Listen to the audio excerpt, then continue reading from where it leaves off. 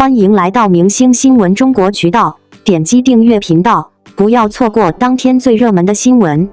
赵丽颖、唐嫣、刘诗诗同天发预告，谁能爆剧领跑暑期档？悬念拉满。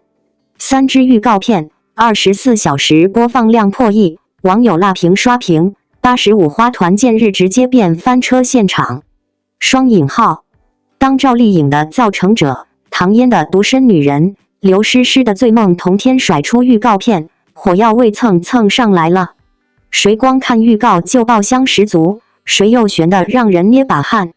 评论欧网友化身名侦探柯南，拿着放大镜逐帧审判，结果出奇一致，预告片里藏着剧集命运的答案。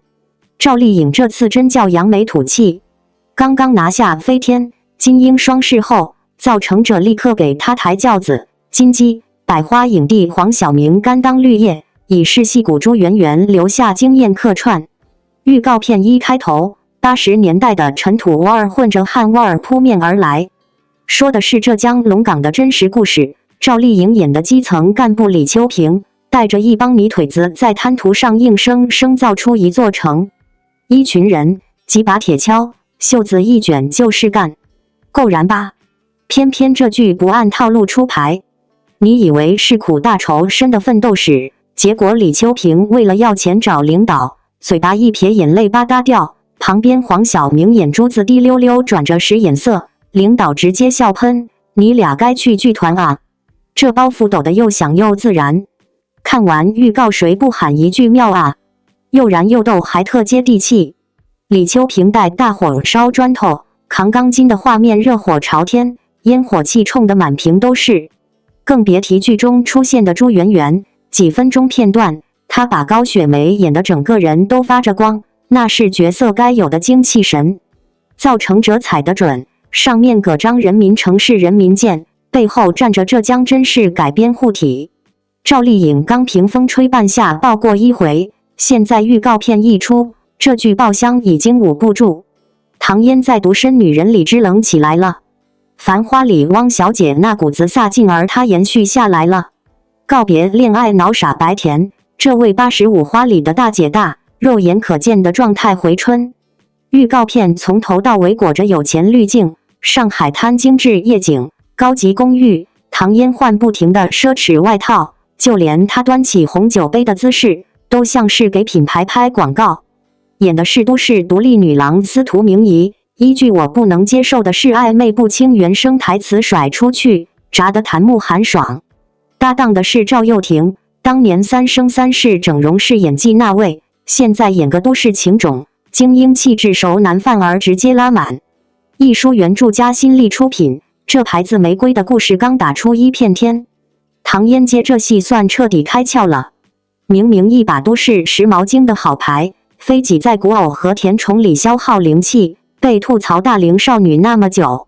独身女人踩准了她的翻身点，脸在江山在，演个走路带风的都市时髦女郎谁不爱？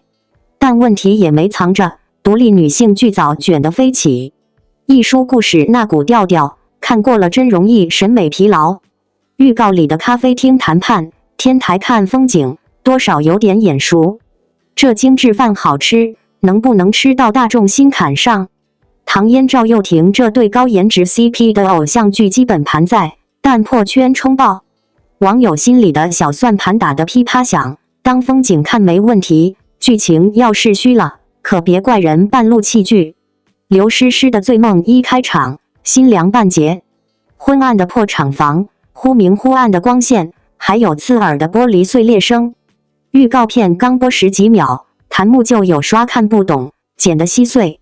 她演沈乐水，一个追查30年悬案的女人，故事听着挺有劲，啤酒厂陈年旧账，神秘失踪，跨越几代人的追凶。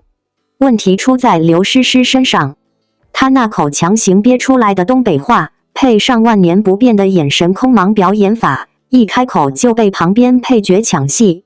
李乃文演个心事重重的老工人，不用台词，光眼神里的绝望加着狠劲儿就能让人后背发凉。黄小磊还是那股泼辣劲儿，开口就带起整个场景的节奏。更别说李沁，当年靠楚乔传里封批公主一战成名，这次预告里惊鸿一瞥，那眼神依然有把人吸进去的劲儿。几个实力派配角把场子焊死，显得刘诗诗格格不入，演技短板被硬生生拽到聚光灯下暴晒。色调灰蒙蒙，说是悬疑质感，但节奏拖，信息乱。看完预告最大的疑惑是，沈乐水到底在查什么？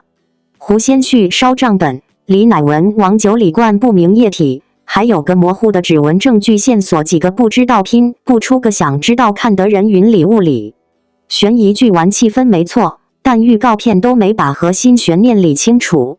刘诗诗那张淡压脸，演这种需要撕裂感的角色，观众真替她捏一把汗。剧组明显想往漫长的季节那调调靠，可人家是生活流里藏惊雷，醉梦预告只剩故弄玄虚的醉和梦。粉丝已经在热搜上开撕，赵丽颖家的吹爆85花领军，唐嫣粉狂甩美貌营业天花板的图，刘诗诗家只能抱走姐姐独自美丽。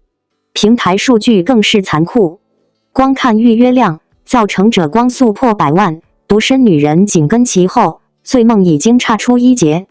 造成者预告底下全是喊座等开播的，赵丽颖那个装哭要钱的动图被疯狂刷屏。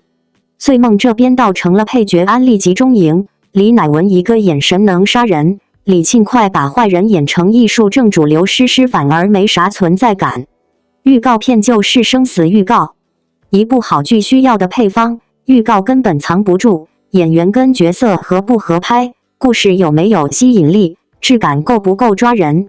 赵丽颖沾了题材优势，又遇上对的角色，观众隔着屏幕都能闻爆款味儿。唐嫣终于演对了路子，够美够飒，就是这剧本能不能硬起来是个问号。刘诗诗硬闯悬疑赛道勇气可嘉，但预告的混乱感让人焦虑，演技被配角压制得死死的。选3位85花：赵丽颖、唐嫣、刘诗诗，同天是出新剧预告的罕见盛况，堪称是暑期档前夕娱乐圈最炸裂的一次神仙打架。在过去的几年里，这3位女演员各自走出不同的发展路线，从作品到定位，从造型到口碑，已经有了不小的差异。而此次同日营业，3剧齐发，观众在惊喜之余，也不禁发出疑问：这究竟是一场默契的排兵布阵，还是平台之间的硬碰硬较量？谁能在这场暑期大剧混战中脱颖而出？谁又会遗憾扑街？所有悬念都在一夜之间被推上了高潮。赵丽颖的《造成者》无疑是最先抢占话题高地的作品。从预告片来看，这是一部大格局题材，讲述女性在城市规划、政治博弈与家庭伦理之间多线并行的复杂故事。赵丽颖以利落干练的短发造型登场，台词利落，气场全开，与她以往甜美坚韧型角色截然不同，一下子便刷新了大众对她的固有印象。从镜头运用到背景音乐的节奏，整个预告片散发出浓浓的质感剧氛围，让人对她这次的角色塑造抱以极高期待。赵丽颖近年来不断突破自我，从幸福到万家到风吹半夏，她早已不再是傻白甜的代名词，而是逐渐成长为集深度与广度于一身的实力派女演员。相比之下，唐嫣的婆花落尽则更偏向都市情感与成长线的描摹。预告片中，她饰演一位深陷职场与情感漩涡的女性，状态饱满，情绪张力十足。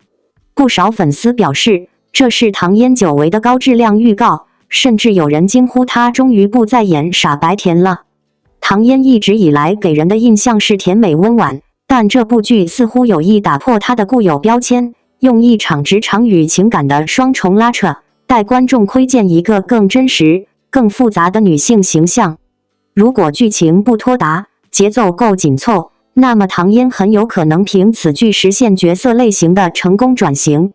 至于刘诗诗，她的新剧长风未央依旧保持她一贯的古装美学优势。剧中她饰演一位隐忍坚毅的将门之后，故事设定颇有点步步惊心的影子，但整体叙事更偏向权谋与忠义的交织。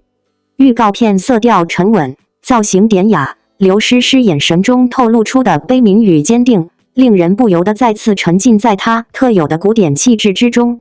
不过，也有声音指出，这类角色对刘诗诗而言似乎太过安全，缺乏令人惊艳的突破感。如果后续剧情编排不够新颖，有可能会陷入演技在线但剧情老套的窠臼。从题材维度来看，造成者的题材更具现实厚度，融合了社会观察、城市发展与女性成长，理论上更容易引起高知观众的共鸣。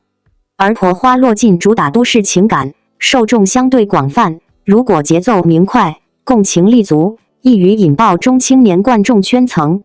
长风未央则走的是古装权谋路线，属于传统受众基础较稳的类型剧，胜在视觉审美与情感浓度，但如何讲出新意将是它的最大考验。除此之外，不得不提的是3位女主的鱼轮场表现。赵丽颖的热搜几乎是3连跳，从造型、气场到演技都被网友逐一解析，热议不断。唐嫣则被夸眼神里终于有戏了，同时也有部分声音质疑剧情是否又是职场玛丽苏。刘诗诗虽然讨论热度稍弱，但忠实粉丝的安利评论却极其稳定，呈现出剧未播先锁定的沉稳气氛。由此可见，3剧的观众基础虽有重合，但侧重点各不相同。也许正因如此，这场竞争才显得更加扑朔迷离。而从平台层面分析，这3部剧分别由不同的视频平台主推，也进一步加剧了这场暑期档的竞争感。造成者背靠的是资源调配强大、主打现实主义的某头部平台，婆花落尽则由以流量驱动为主的中间平台力推，意在借助唐嫣的回归热度打一个翻身仗。而长风未央所在平台则近年主打口碑剧集，以高质量内容吸引固定用户群体，布局稳健。这不仅是演员之间的较量，更是平台排兵布阵、拉锯控局的一次试炼。回望近年来的大女主剧市场，我们不难发现，观众的审美正在迅速进化。早年间观众喜欢美强惨，喜欢霸道女总裁，如今则更加看重女性角色的多面性和真实感。赵丽颖、唐嫣、刘诗诗虽然都已出道10多年，但她们愿意不断调整自己，尝试不同角色类型，正是她们能长期立足的核心原因。相比新晋小花的激进突围，这3位85花的沉稳发力，更像是行业经验与观众期待之间的完美握手。对于观众来说，当然希望看到的是百花齐放的局面。谁说娱乐圈只能有一位女主角？赵丽颖可以代表坚韧中不失智慧的女性力量，唐嫣象征着优雅与成长并存的城市女性，刘诗诗则用柔中带刚的古典风骨给观众带来心灵慰藉。她们不必互相取代，也无需你输我赢，各自精彩才是观众最想看到的景象。当然，最终谁能爆剧，还得看播出后的综合表现。剧情走向是否合理，演员发挥是否出色，剪辑节奏是否紧凑，这些因素都将成为决定命运的关键变量。但就目前释出的预告来看，3剧的质量都不算低，具备爆款潜力，只看哪位演员和团队更能乘势而上，用口碑撑起热度，用内容对抗流量。写到这里，不禁感慨，娱乐圈的魅力，或许正是这种你方唱罢我登场的动态博弈。今天是赵丽颖、唐嫣、刘诗诗的3足鼎立，明天可能就是其他新老演员的群雄并起。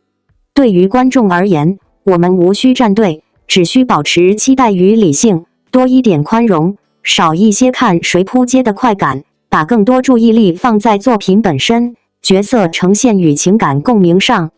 只有这样，真正属于观众、属于演员，也属于行业的黄金时代才有可能真正到来。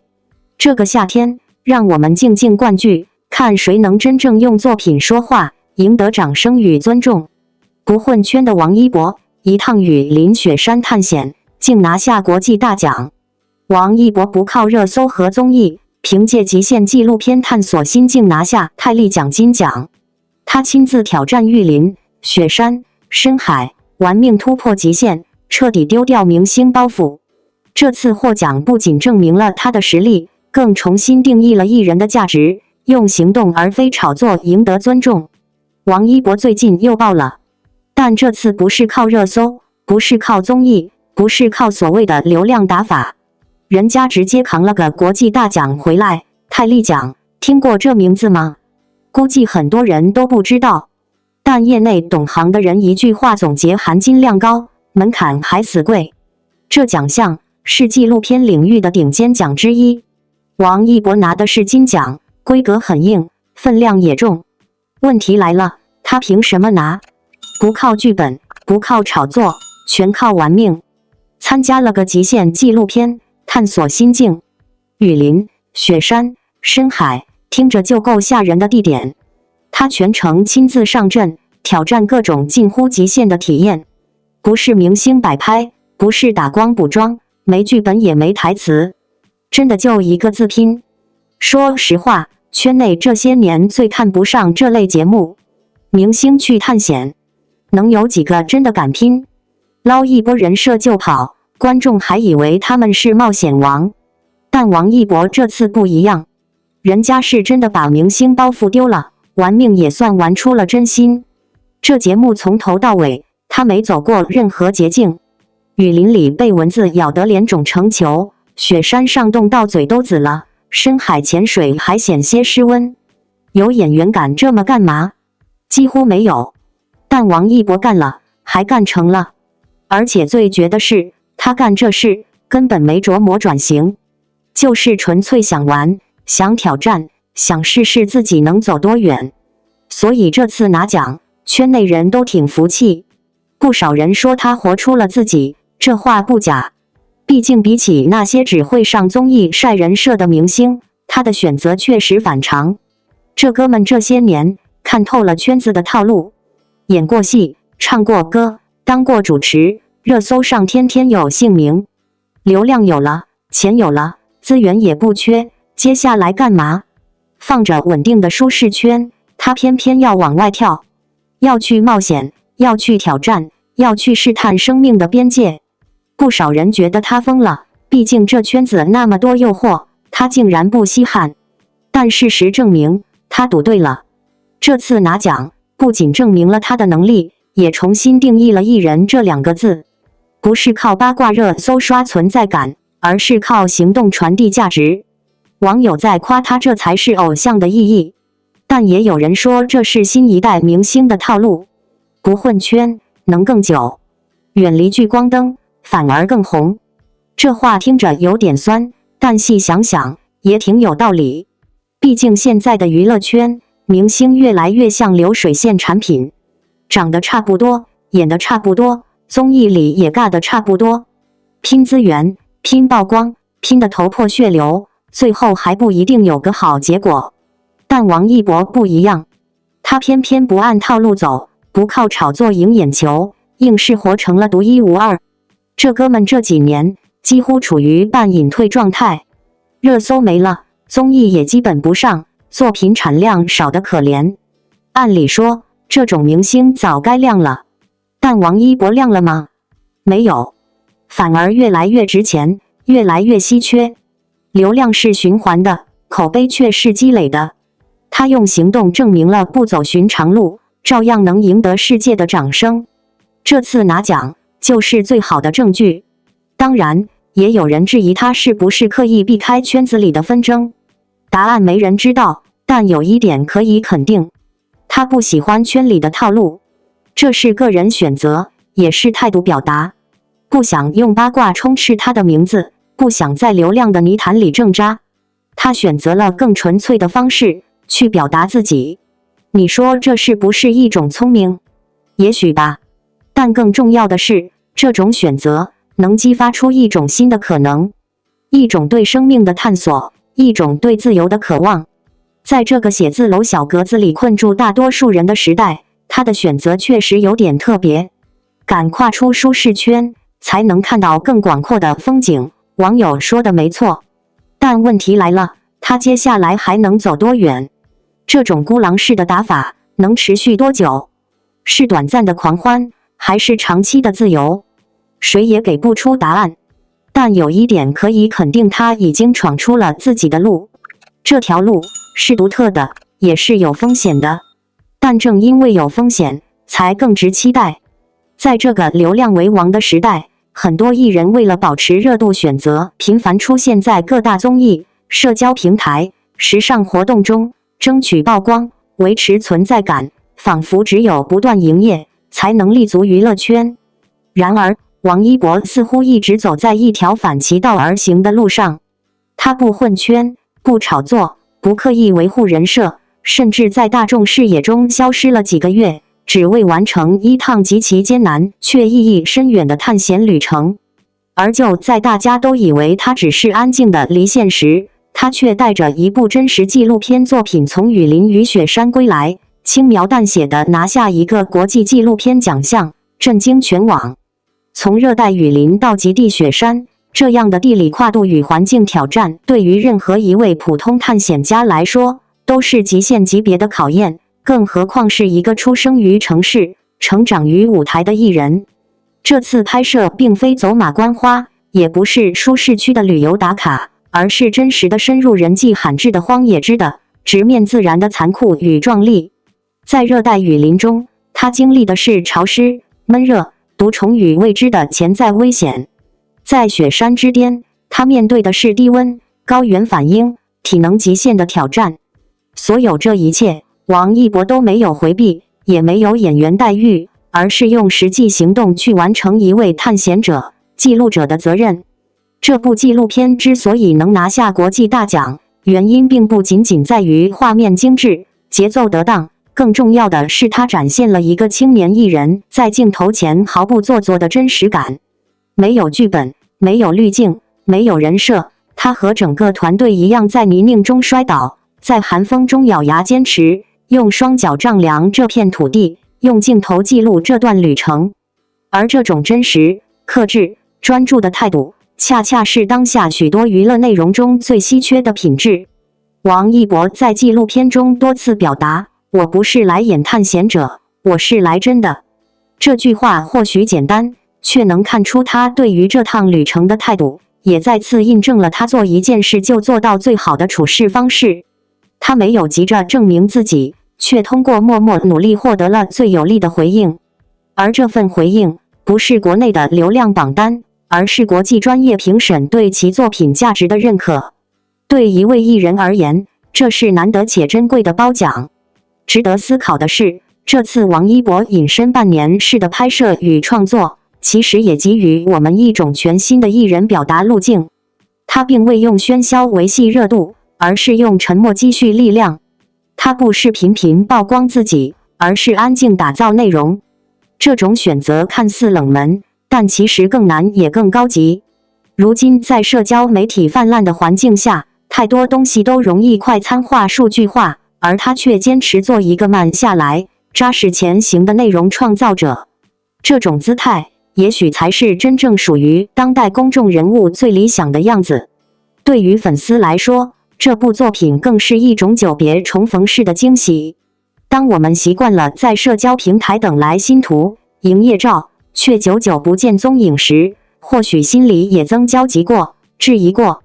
但当看到那部纪录片中那个穿越密林、攀爬冰峰、静静凝视自然的王一博，所有的等待都化作一种情感的释然。原来，他不是在隐退，而是在更深远的领域默默蓄力，用另一种方式延续着他的热爱与表达。他用实际行动告诉我们，沉默并不代表放弃，低调也可以成就高光。从舞台少年到街舞冠军，从演员到赛车手，再到如今的探险纪录片创作者，王一博的每一次身份转换都不是表面的跨界秀，而是深入骨子里的认真和用心。他每接触一个领域，就会付出超出常人的努力，这种认真一以贯之，从未改变。他没有被任何标签限制住自己，而是不断扩展自己的边界，去寻找更大的世界，更多的可能性。而这样的他，正在悄然成为一个真正有力量、有影响力、有深度的公众人物。这一次纪录片的国际获奖，不仅证明了他的努力，也为中国青年、为整个华语圈艺人打下了一针强心剂。我们也可以用真实、有价值的作品走上国际舞台，也可以不依赖炒作与喧哗，在沉默中打动世界。这也是对粉丝最好的回馈，你喜欢的人，值得你骄傲。更让人动容的是，在整个宣传过程中，王一博依旧没有高调张扬，他没有借势营销，也没有开启密集营业拉热度。他把荣誉当作一个阶段性的结果，而不是话题素材。他不是把拿奖当作炫耀的资本，而是当作继续前行的动力。他对待这次获奖的态度，也正好印证了他一贯以来的价值观：做事先做人，作品大于人设，影响力来自积累而非炒作。在这里，我们也想对每一位读者、观众、粉丝说，如果你正处在迷茫与焦虑之中，如果你也感到自己仿佛被现实规则困住了方向，请看看王一博这条不混圈的人生选择。他没有用人脉走捷径，也没有靠曝光博同情，更没有在流量巅峰停滞不前。他用真实的行动告诉我们，专注、认真、热爱是这个时代最宝贵的品质。而那些真正值得我们尊重的人，也许不在喧闹的热搜中，而是在偏远雪山、寂静雨林中，默默地把自己的事做好。也许你不是明星，也没有机会站上国际领奖台，但你一定可以在自己的领域做一个认真的人，一个努力的自己。不被外界噪音干扰，不被短期利益诱惑，安静做事，默默成长，这就是对自己最深情的负责。而当我们每一个普通人都能这样做时，我们的人生同样可以是一场值得被记录、被肯定的旅程。王一博走过雨林，翻越雪山，背后是一份探索未知的勇气，也是一种坚持热爱的执着。他用自己的经历告诉所有人，真正的强者不是最耀眼的那一个，而是最坚定的那一个。愿每一个读者都能从这部作品中汲取力量，在属于自己的旅程里，走出一条独特而无悔的道路。因为热爱，所以无惧；因为坚持，所以闪耀。王一博做到了，我们也可以。感谢您观看视频。如果您觉得本时事通讯有用，请不要忘记点赞、评论和订阅。祝您生活愉快，充满活力。再见。